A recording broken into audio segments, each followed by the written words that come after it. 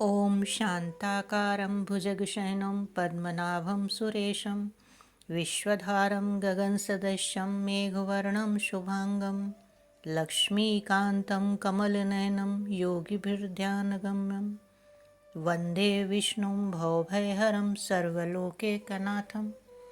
बोलो श्री हरि लक्ष्मी नारायण भगवान की जय हो।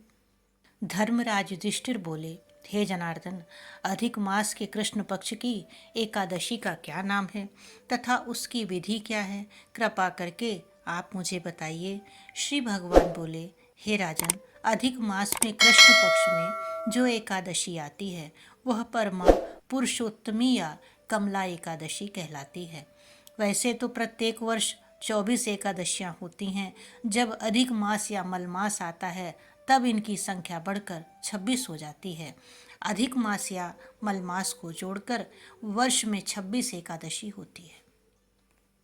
आइए जानते हैं इस व्रत की कथा। काम्पिल्य नगरी में सुमेधा नामक एक ब्राह्मण अपनी पत्नी के साथ निवास करता था।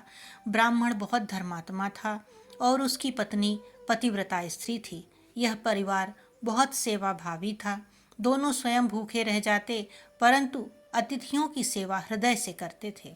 धनाभाव के कारण एक ब्राह्मण ने अपनी पत्नी से कहा, धनोपार्जन के लिए मुझे परदेश जाना चाहिए, क्योंकि इतने कम धनोपार्जन से परिवार चलाना अति कठिन काम है।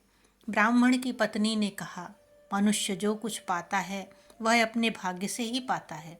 हमें पूर्व जन्म के कर्मानुसार उसके फल स्वरूप ही यह गरीबी मिली है। अतः यहीं रहकर कर्म कीजिए, जो प्रभु की इच्छा होगी वही होगा। पत्नी की बात ब्राह्मण को जच गई और उसने परदेश जाने का विचार त्याग दिया। एक दिन संयोगवश कौंडिल्य ऋषि उधर से गुजर रहे थे तो ब्राह्मण के घर पधारे। ऋषि कौंडिल्य को अपने घर पाकर दोनों अति प्रसन्न हुए। उन्होंने ऋषि की खूब आवभगत की। उनका सेवा भाव देखकर ऋषि काफी खुश हुए और पति पत्नी द्वारा गरीबी दूर करने का प्रश्न पूछने पर ऋषि ने उन्हें मलमास के कृष्ण पक्ष में आने वाली पुरुषोत्तमी एकादशी करने की प्रेरणा दी। व्रती को एकादशी के दिन स्नान करके भगवान विष्णु के समक्ष बैठकर हाथ में जल एवं फूल लेकर संकल्प करना चाहिए। इसके पश्चात भगवान की पूजा करनी चाहिए। इसके बाद ब्राह्मण को भोजन करवाकर दान दक्षिणा देकर विदा करने के पश्चात व्रती को स्वयं भोजन करना चाहिए। उन्होंने कहा, इस एकादशी का व्रत दोनों रखें। यह एकादशी धन वैभव देती है तथा पापों का नाश कर उत्तम गति भी प्रदान करने वाली होती है। धनाधिपति कुबेर ने भी इस एकादशी व्रत का पालन किया था, जिससे प्रसन्न होकर भगवान भोलेनाथ ने उन्हें धनाध्यक्ष का पद प्रदान किया।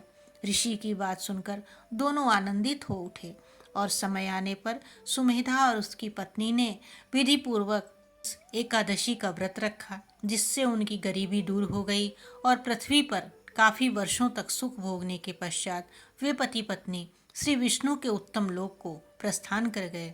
अतः हे नारद, जो कोई मनुष्य विधि पूर्वक इस व्रत को करेगा, भगवान विष्णु निश्चित ही कल्याण करते हैं। जय जय श्री हरि।